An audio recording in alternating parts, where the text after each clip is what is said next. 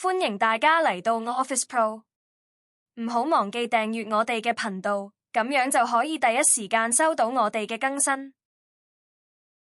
Canva 新手必學功能2 4檔案名稱。Canva 設計嘅檔案名稱可以在編輯器上方直接點擊名稱進行修改。當你從 Canva 下載設計時，檔案名稱通常會與你設定嘅設計名稱相同。5加入文字，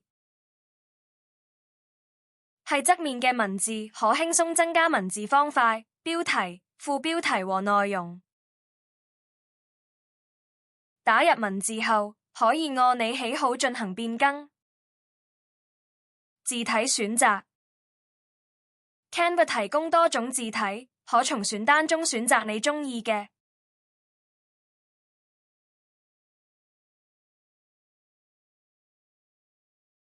字體大小。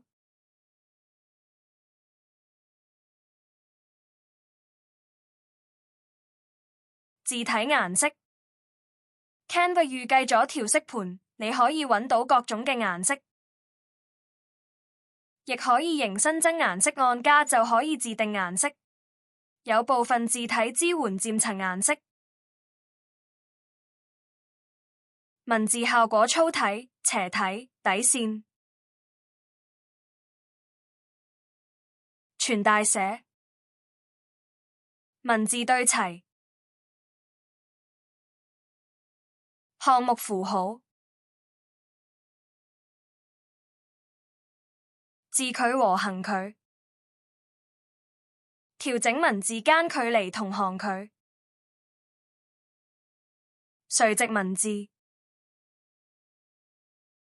係下面亦有字形配搭可以選擇，直接套用建議的字形組合。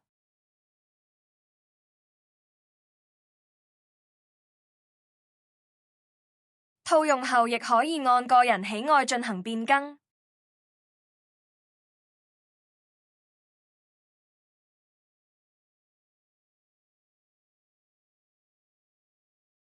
6顏色搭配。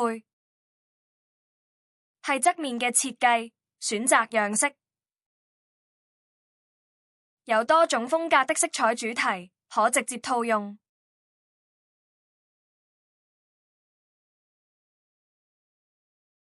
套用後亦可以按個人喜愛進行變更。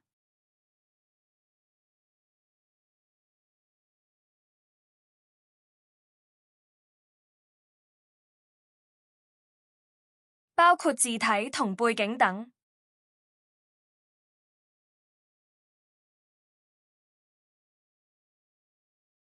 希望今日嘅介紹幫到大家，記得 Like and share.